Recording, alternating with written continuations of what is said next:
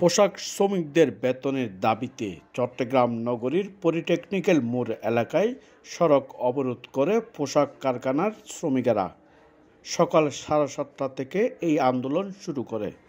এই সময় দুই পাশে কয়েক কিলোমিটার যান চলাচল বন্ধ হয়ে যায়, যানজটের সৃষ্টি হয়।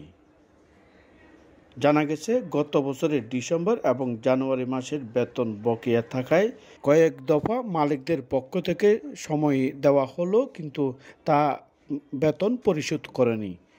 এই কারণে তারা বাধ্য হয়ে সড়ক অবরোধ করে রাখে। ঘটনাস্থলে সেনাবাহিনী, শিল্প পুলিশ ও কুলসি থানার পুলিশ সহ শ্রমিকদের সাথে আলোচনা করছেন।